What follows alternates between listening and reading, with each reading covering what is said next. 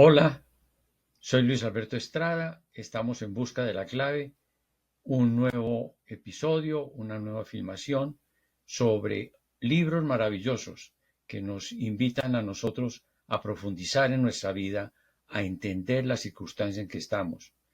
Ya hicimos una primera serie sobre la democracia, sobre el poder de los países, cómo logran realmente tener éxito en su destino. Y en este momento estamos tratando sobre aspectos que tienen que ver más con la persona, no tanto con la comunidad, con el pueblo, con la nación, más con la persona, el sentido de la vida, cómo dirigir nuestra vida y entenderla.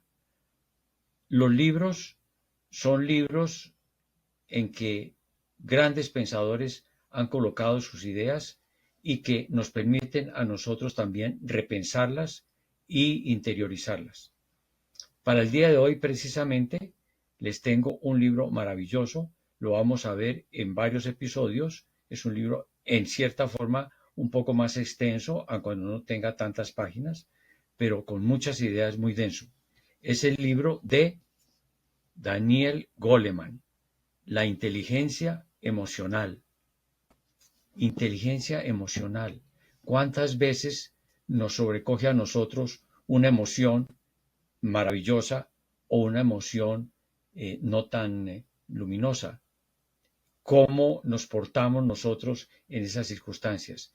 Eso es lo que nos va a enseñar Daniel Goleman en este libro. Bien, aquí estamos con Daniel Goleman con la inteligencia emocional. Ese libro se editó por primera vez en 1995. Daniel Goleman es un psicólogo clínico, periodista, con una experiencia muy larga de periodismo en el New York Times. Y el libro cuando salió fue realmente un éxito. Fue primera lectura bestseller en la lista del New York Times durante mucho tiempo. Ha tenido cantidades de ediciones, ha sido traducido a más de 40 idiomas, de manera que ha hecho un impacto a nivel mundial. Daniel Goleman sigue activo, sigue como psicólogo clínico y como periodista.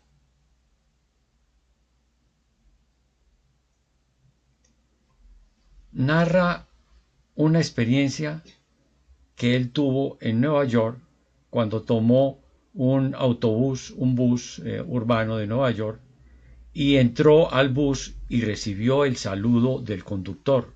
Hola, ¿qué tal? Buenos días. Y ese conductor, muy risueño, aquí aparece en la foto, daba un saludo similar a todas las personas que entraban al bus. El clima de tensión, sobre todo conociendo un poco a la gente de Nueva York, el clima de tensión se fue distensionando y se creó un ambiente maravilloso. Cuando la gente salía del bus, le decía hasta luego, nos veremos pronto, y el tono era diferente. Él, Goleman, psicólogo clínico, dijo, esa experiencia me impactó y durante muchos años, durante 20 años, la tuve presente y fue como el punto de partida para mi libro de la inteligencia emocional. Como psicólogo, él sabía que había poco desarrollo en realidad en ese momento. Estamos hablando de la última década del siglo pasado, el siglo XX. Había poco desarrollo en las ciencias psicológicas respecto a la emoción. Hoy, en el siglo XXI y a estas alturas, ya tenemos inclusive películas que tratan sobre las emociones en forma mucho más explícita. En ese momento no se conocía tanto así. Entonces, esos mecanismos de la emoción hacían que la ciencia psicológica pues no se hubiera desarrollado totalmente. Sin embargo, fíjense ustedes, el contraste. Uno ve las noticias y las noticias tienen entradas realmente horrorosas. Un niño pequeño que arroja pintura sobre los pupitres, que daña las impresoras y los computadores y destroza un automóvil de uno de los profesores, digamos, que aparca en la escuela. Unos jovencitos que tienen un choque involuntario, se sale uno de ellos de allí y con una pistola dispara contra la persona que los chocó. El 57% dice en ese momento Goleman de los asesinatos de menores de 12 años en las familias es de sus padres o de sus padrastros. Impresionante. Una noticia, un joven alemán que mata a unas chicas porque son turcas. Cada vez existen más emociones fuera de control. Ineptitud emocional, desesperación, imprudencias, depresión. Y el libro trata de ser precisamente una guía para poder estudiar las emociones, nuestras emociones, que es la idea precisamente de este blog, de este podcast, de que nos sirva a nosotros para enriquecer nuestra vida y para llevar nuestra vida de una mejor manera. ¿Cómo están las emociones intrincadas dentro de nuestro mundo celular, dentro de nuestro cerebro? Las emociones tienen un efecto en las crisis, tienen un efecto en las alegrías y nosotros buscamos precisamente poderlas potenciar en las alegrías y que en los momentos de crisis tengamos una serenidad, como ya veremos. En lugar de los sentimientos en la vida mental, ha quedado sorprendentemente descuidado por la investigación, nos dice, llenando el vacío una cantidad de libros de autoayuda que muchas veces, aun cuando aciertan en su profundidad, carecen de base científica. Ahora entonces, con el conocimiento que se tiene, en ese momento, cuando escribe Goleman, y ya van varias ediciones del libro, la ciencia ha logrado una mayor precisión en entender el mapa del corazón humano. ¿Qué podemos cambiar entonces nosotros para ayudarnos y para ayudar a nuestros hijos? ¿Qué factores entran en juego cuando las personas tienen un elevado cociente intelectual pero dificultades en el trato y personas con menos cociente intelectual que se desempeñan magníficamente? ¿Cómo se explica esto? La diferencia está en la inteligencia emocional, que incluye autodominio, celo y persistencia y capacidad de automotivación. Ahora, estas habilidades pueden enseñarse, pueden introducirse en nuestra vida por medio de un aprendizaje. El sentimiento, el carácter, los instintos morales tienen una razón, una raíz en posturas éticas fundamentales que son las que van a determinar nuestras acciones. La capacidad de controlar el impulso es la base de la voluntad y el carácter, del dominio de sí mismo, de la compasión, que son cualidades que se requieren en este momento para poder tener una mejor vida personal y social. El libro se divide en varias partes. Vamos a tratar la primera, que es la arquitectura emocional del cerebro.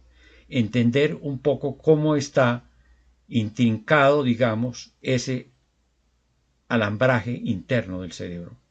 La segunda parte es cómo el talento básico para vivir está llamado inteligencia emocional y vamos a profundizar en ese concepto. La tercera parte, las habilidades que pueden preservar nuestras relaciones para que sean más fluidas, para que sean más profundas, para que sean más satisfactorias. La cuarta, lecciones emocionales que pueden aprender nuestros hijos, nuestros niños, y que les va a permitir tener un mejor desempeño en su madurez. La quinta, los peligros, la depresión, la violencia, los trastornos en la alimentación, el abuso de las drogas, todo ello consecuencia de un desequilibrio emocional. Hay una tendencia mundial a tener conflictos emocionales y los remedios son la educación emocional de nuestros hijos. La ética a Nicómaco la escribió Aristóteles hace 2500 años para su hijo, para Nicómaco.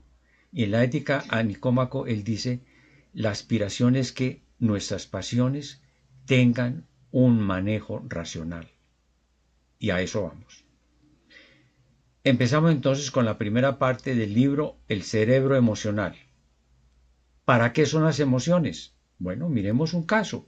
Y el caso muy parecido a algo que sucedió también en un accidente que se dio de la aerolínea Avianca, un avión que aterrizaba en Cartagena, muy similar. Aquí habla de la familia Chonsey, una familia que iba en un ferry y de pronto chocó con el ferrocarril, etcétera, y empezó a hundirse el ferry, empezó a hundirse, y esa familia, con la hija que estaba con una parálisis confinada en una silla de ruedas, lo que hizo fue hacer todo lo posible para que la niña saliera a flote.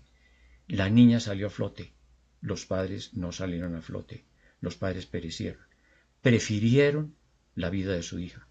Esa reacción fue una reacción que salió del corazón, que salió de lo profundo, de la pasión, del amor de los padres, y fue la que hizo que esa niña se salvara a cuando ellos perdieran la vida.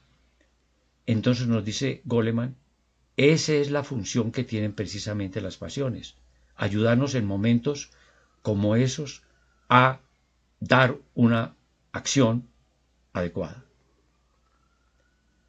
El amor altruista, es una pasión dentro de la vida. Los sociobiólogos señalan el predominio del corazón sobre la cabeza en momentos como esos. Los padres no razonaron, los padres simplemente actuaron con una rapidez, la suficiente para que se salvara la niña. Entonces, nuestras emociones son guías, realmente, pero también las emociones tienen problemas en un momento dado. Las guías son para la supervivencia, que están grabadas profundamente en nuestros nervios, en nuestras tendencias innatas y automáticas, lo que se llama el corazón humano.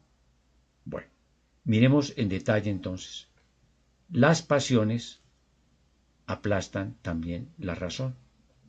No solamente sacan adelante una acción, sino que también pueden hacer algo como suprimir nuestra razón. Para el dominio de las pasiones, la humanidad, la cultura, ha desarrollado las leyes. Hammurabi, por ejemplo, el código de Hammurabi, los 10 mandamientos de los hebreos, los edictos del emperador Ashoka. Todo eso orientado a someter y domesticar la vida emocional salida de cauce. Emoción viene de una palabra latina que es motere, que quiere decir mover, y quiere decir salir de. Entonces, es un movimiento que busca salir. La emoción lleva a la acción, a la actuación. La ira, por ejemplo. Entonces, la sangre fluye, el ritmo cardíaco empieza a acelerarse y genera una energía suficiente como para una acción vigorosa. El miedo, la sangre ya no va a la cara, se pone pálida la persona, el rostro queda sumido en la palidez, y queda en alerta con el miedo el organismo, la persona. La felicidad, los sentimientos negativos desaparecen. Entonces queda la persona en un estado, por ejemplo, para otra pasión, el amor, de calma, de satisfacción, entonces que lleva a cooperar, que lleva a actuar con los demás. La sorpresa nos hace abrir los ojos para poder mirar mejor. La expresión de disgusto cuando tenemos una situación desagradable, entonces se dilatan las fosas nasales como para evitar el olor nocivo. La tristeza hace que nos resguardemos, que nos acojamos a nuestro hogar para evitar problemas. Entonces, las emociones están allí para darnos en un momento dado una acción que va a ser productiva, favorable, pero vamos a ver. Muchas emociones y en general todas las emociones están modeladas por la cultura. Por eso hay diferencias entre culturas en la manera como funcionan las emociones. Ahora, hay en el lenguaje popular muy clara la distinción entre lo que es el corazón y la cabeza. Se habla de eso es de corazón y eso es muy cerebral, muy de la cabeza. Las emociones y las intuiciones guían la respuesta instantánea. La mente emocional es mucho más rápida, la mente racional es un poco más lenta.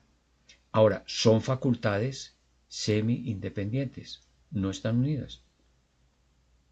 Otro gran autor con un gran libro que se llama El elogio de la locura, Erasmo de Rotterdam, decía lo siguiente: Júpiter ha concedido mucho más pasiones que razón, 24-1. Puso a dos tiranos en oposición al poder de la razón, la ira y la lujuria. ¿Hasta qué punto puede prevalecer la razón contra estas dos fuerzas combinadas? Es algo que la vida común del hombre deja bien claro. La ira y la lujuria, pasiones poderosas. ¿Cómo creció el cerebro? Miremos entonces ya esa arquitectura emocional. El tronco cerebral está al final de la médula espinal y el tronco cerebral da una serie de reflejos, una serie de movimientos que están estereotipados. Los reptiles, por ejemplo, a partir de esa raíz, digamos, primitiva, tienen un tipo de comportamiento que es diferente al que ya se da, por ejemplo, en los mamíferos, porque surgen los centros emocionales. Los centros emocionales, a partir del olfato, se van desarrollando y en el caso del Homo sapiens, del hombre, se crea después la neocorteza. El cerebro emocional, entonces, evolutivamente, existió mucho antes que el racional, y es un punto importante. Ese sentido del olfato, como les decía, y como lo dice Goleman, parte de ese sentido del olfato, de allí parten las emociones básicamente. En la musaraña se va desarrollando el primer mamífero, que tiene un olfato absolutamente maravilloso, enormemente desarrollado. El sistema límbico es el que rodea ese tronco cerebral y lo vamos a ver aquí resaltado en la figura. Está el tallo cerebral y el sistema límbico en color rojo mucho más acentuado rodea ese tallo cerebral.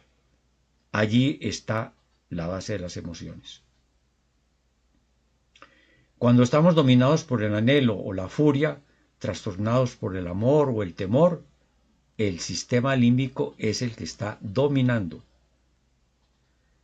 A medida que evolucionó el sistema límbico, entonces se fue refinando y hace aproximadamente 100 millones de años aparece en el ser humano la neocorteza. Entonces la neocorteza del Homo sapiens ha añadido todo lo que es definitivamente humano, todo lo que es la cultura, todo lo que atañe al pensamiento. La supervivencia en gran parte del ser humano se ha dado por la neocorteza, el arte, la civilización, la cultura, etc. El agregado de la neocorteza y sus conexiones con el sistema límbico permitieron el vínculo madre-hijo tan importante que da la unidad familiar, que da el compromiso a largo plazo para la educación y el desarrollo del niño para que sea maduro, un ser humano completo. Los reptiles, como no tienen sistema límbico, carecen de afecto maternal. En acentos cruciales es el corazón, como les decía antes, el que domina el sistema límbico. Por eso Andrea, la niña que salvaron los padres en ese accidente entre el tren y el ferry, esa niña sobrevive precisamente por el efecto del amor en el sistema límbico de los padres. Miremos este paso que es muy importante en el análisis que hace el libro, el asalto emocional. Y Goleman nos trae un caso, una situación de un muchacho, Richard Robles, ladrón, que sale de la cárcel y que en ese primer momento lo que quiere es hacer otro robo. y va y entra a un apartamento donde hay dos chicas, Janice y Emily. Amarra a una de las chicas, va a amarrar a la otra, y mientras está amarrando a la otra, Janice le dice, bueno, vas a tener problemas, ya verás que esto no queda impune. Esta es la furia de este señor, de Richard Robles, que coge un cuchillo que está sobre la mesa y apuñala a Janice. Eso es lo que se llama un asalto emocional. El cerebro límbico toma el predominio del cerebro en ese momento, él entra en pánico y con ese pánico hace algo horroroso. Él dice, en un momento me volví loco, quedé sin razón, sin razonamiento. ¿Por qué sucedió eso? Antes que la neocorteza pudiera funcionar dando un toque racional, predominó el sistema límbico. Y eso se origina porque en la manera como está, y ya lo vimos, el cerebro, va a llegar el primer impulso a la amígdala, en el centro del sistema límbico.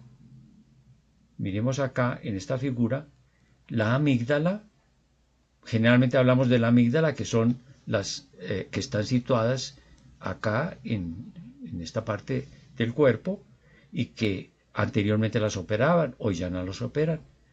Pero amígdala quiere decir en latín almendra. La almendra emocional está situada en el centro del cerebro y hay dos, es una pareja, hay dos. Entonces, sigamos mirando ese asalto emocional. El asalto emocional que vimos en Robles es un asalto negativo, una situación de temor, de horror de él. Voy a quedar otra vez en la cárcel.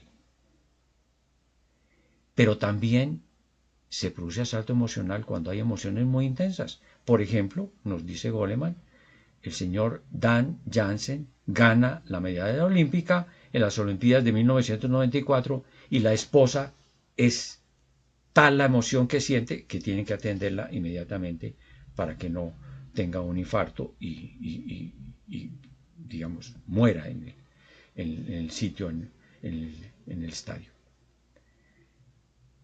Esa región límbica tiene el hipocampo, tiene la amígdala, y todo eso va a producir el efecto emocional de que hemos estado hablando.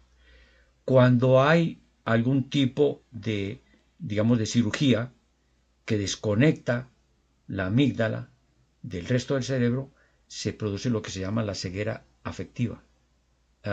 Hay jóvenes personas, hay un caso concreto, él es un psicólogo clínico y sabe de esos casos, a un joven en que le extirparon la amígdala, quedó totalmente, como quien dice, aislado de las personas, de las emociones, sin ninguna memoria emocional. El efecto desapareció y con ello las pasiones. Joseph Ledoux es un personaje muy importante y lo menciona con gran aprecio y con gran énfasis Goleman en su libro. Es el que descubre cómo es el funcionamiento interno entre la amígdala y la neocorteza cuando entra una emoción. Entonces miremos esa quinta idea, la red de transporte. La amígdala constituye algo así como una compañía de alarmas. Ya estamos dándonos cuenta que el asalto emocional es una alarma, me van a meter otra vez a la cárcel, ¿no? Entonces hago, o es tal la emoción que no puedo resistir tanta emoción. Ledoux entonces demostró que las señales sensoriales del ojo y del oído, nuestros sentidos externos, viajan primero al cerebro, al tálamo, y luego, mediante una sinapsis, o sea, una unión, a la amígdala. Y hay una segunda señal desde el tálamo que se dirige a la neocorteza, o sea, a la parte racional. Entonces, ese circuito, aquí lo vemos en la figura, el ojo, digamos, el ojo percibe a una serpiente enchipada, como se dice, una serpiente en plan de ataque, entonces esa señal entra directamente al tálamo, aquí en amarillo. Del tálamo se va a ir a la neocorteza y la neocorteza va a volver otra vez a la amígdala. Pero hay un cortocircuito, o sea, un circuito corto desde el tálamo a la amígdala, que es mucho más rápido. No es tan preciso como el otro, que distingue, digamos, aquí está la serpiente, yo puedo retirarme en una forma cauta, que es lo que hace precisamente el domador o la persona que tiene delante una fiera. Él sabe cómo hacerlo, no entra en pánico. En cambio, la persona que no tiene ese entrenamiento directamente entra en pánico. Entonces, ¿cuál es la conclusión? Esa estimulación externa, por el oído, por el olfato, por cualquiera de los sentidos externos, entra primero a la amígdala rápidamente, en forma no muy precisa, y posteriormente a la neocorteza.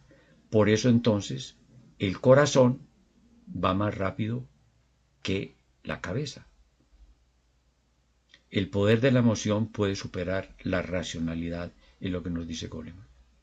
Esa es una ruta de emergencia. La amígdala puede hacer que nos pongamos en acción mientras la neocorteza despliega un plan de reacción refinado que requiere un entrenamiento. Marco Aurelio, un filósofo de la antigüedad, estoico, decía: cuando tengo una emoción muy fuerte, cuento hasta 10 para poder reaccionar. Ya en un podcast anterior habíamos hablado de Mark Twain, que era una persona de una reacción supremamente rápida, emocional, de ira cuando lo ofendían, y que escribía una carta en que le hacía la reprimenda tremenda a la persona que lo había ofendido, pero la guardaba durante 3 días. Si a los 3 días se sentía más sereno y entendía por qué la otra persona había entrado en esa situación, etcétera, todo lo demás, quemaba la carta. De otra manera la mandaba. Entonces, esa primera reacción es mucho más rápida que la reacción racional.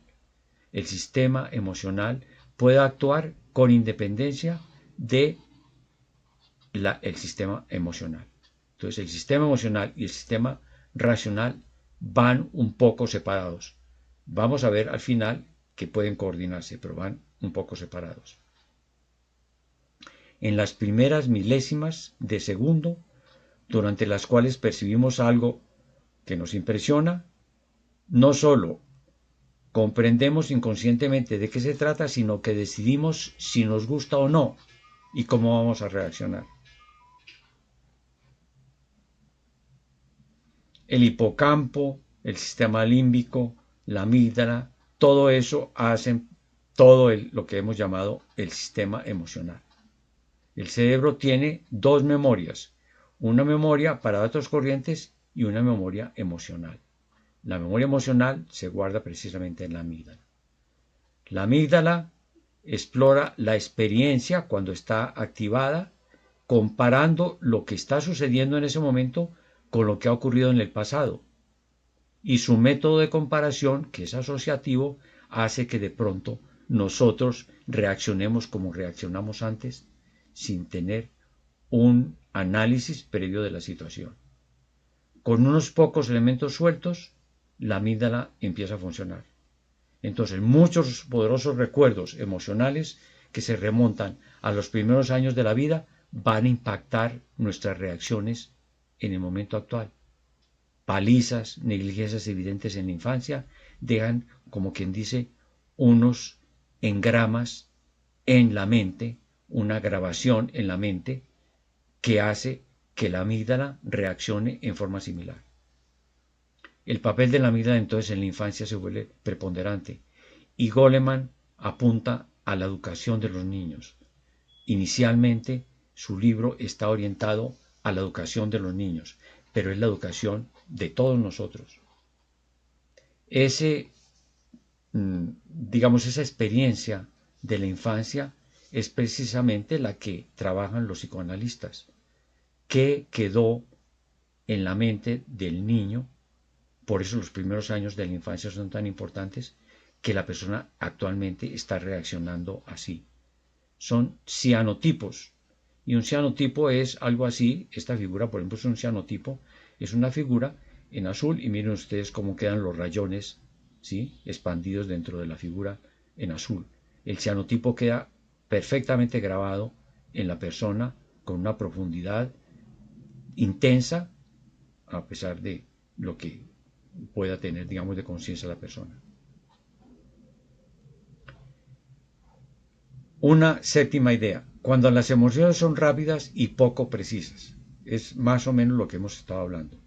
Con el tálamo y con la amígdala se crea una situación que es incompleta, no redondeada, un poco primitiva, y que la mente del neocórtex puede elaborar para hacerla una cosa más racional.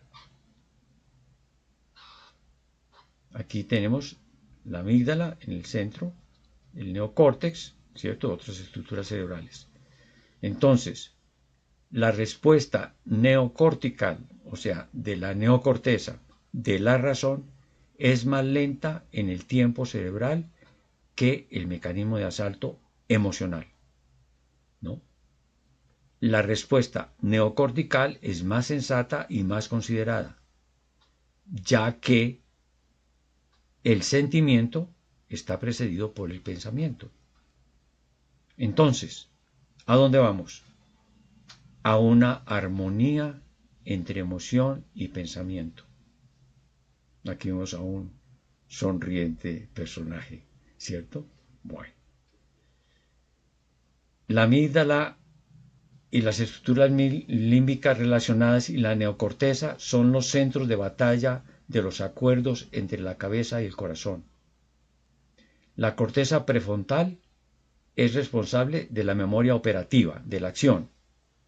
Sin embargo, las perturbaciones emocionales constantes, por ejemplo en el niño, pueden impedir las capacidades intelectuales. Por eso muchos niños, cuando han tenido esas perturbaciones emocionales en su infancia constantes, son niños con fracasos académicos, con problemas de alcoholismo y con criminalidad. El doctor Antonio Damasio, otro también, junto con Ledoux,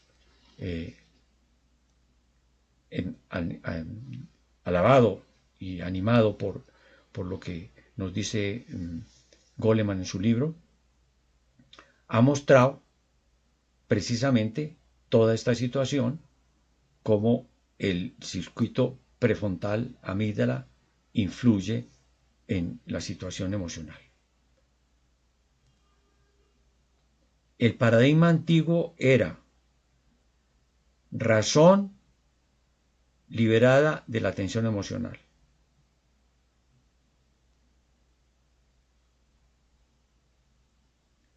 El nuevo paradigma es armonizar cabeza y corazón. Con estos elementos, entonces, nosotros, ya de Goleman, nosotros podemos entrar a pensar y hacernos cierto tipo de preguntas para nuestra vida diaria. ¿En qué situaciones recientes sentí que mi reacción emocional fue más rápida que mi pensamiento racional? Y entonces, digamos, tuve una reacción de ira, de descontento con alguien inmediata, y después me di cuenta, no, esa persona es una persona que está muy cercana a mí, es una persona que me sirve a mí, que es uno de mis empleados, muy queridos de mucho tiempo. ¿Cómo así?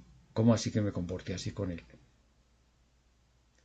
¿Qué señales físicas o mentales identifico cuando mi amígdala está activada por el estrés, por el miedo, por la ira? ¿Qué señales físicas?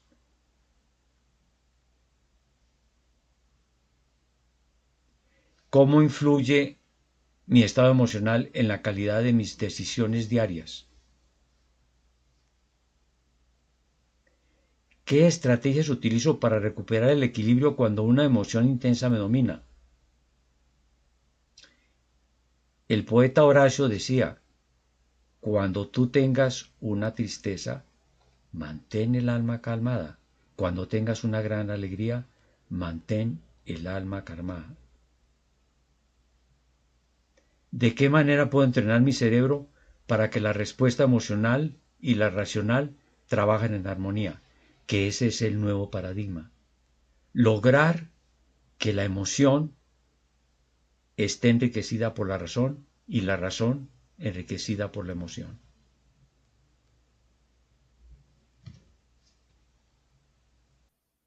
De Goleman es supremamente práctica porque nos da idea de cómo funciona nuestro cerebro. Esa forma inmediata, automática de la emoción y esa forma un poco más lenta, pero más razonada de la razón. Para nuestra vida diaria es muy útil tener ese principio y con él poder dominar y manejar nuestras emociones. Estoy pensando en un acontecimiento muy triste de un vecino nuestro, aquí en Bogotá, en la ciudad de Bogotá, quien pereció a manos de un asesino, un asaltador. La primera reacción de él cuando lo fue a robar el muchacho que lo quería robar fue pues jalar su morral, jalar sus cosas, sus pertenencias, no dejarse robar. Es la reacción inmediata, es la reacción natural. El asesino forcejea con él, tratando, y como se da cuenta de que de pronto lo puede superar, nuestro vecino lo puede superar, dispara. O sea, emocionalmente, él queda tramado y dice, yo lo asesino. Y sale huyendo. ¿Cómo nosotros podemos llegar a dominar en una forma razonable nuestras emociones? No es reprimirlas, es moderarlas. Cercano también, aquí en nuestro vecindario, hay un sensei que ha enseñado a los niños y nos ha enseñado a nosotros, personalmente a mí también, en un examen de karate, usted, si tiene que afrontar a una persona con un arma, o sea, el examen es una simulación de un arma, usted reacciona entregando todo. Usted no ataca. Así usted sea un karateca y tenga la capacidad de poder anular a esa persona en otra forma, usted está frente a un arma. Usted no reacciona atacando. De manera que eso también lo podemos aplicar a otras situaciones. Cuando nosotros tengamos una emoción muy profunda, serenémonos, respiremos un poco mejor, inhalemos, contemos hasta 10, decía Marco Aurelio, y eso nos llevará a una vida más placentera y más cálida y más amorosa. En la reacción de pareja, muchas veces se presentan situaciones álgidas y emocionales muy fuertes, porque es una reacción muy íntima. Sepamos moderar nuestras reacciones, no entremos a la violencia. En el país de Colombia, en los países nuestros latinos, somos muy emocionales. La mayoría de los crímenes, esa es la estadística, se producen por riñas. 45% de los crímenes en Bogotá son producto de riñas, de dificultades en poder manejar emociones. Si ustedes creen que este video les puede ayudar a muchas otras personas, por favor, difúndanlo. Denle like, suscríbanse. Bueno, compartan con los demás, ¿cierto? Eso nos va a apoyar a nosotros y nos va a servir para darnos cuenta de que estamos llegando a más personas. Y no olvide la campanita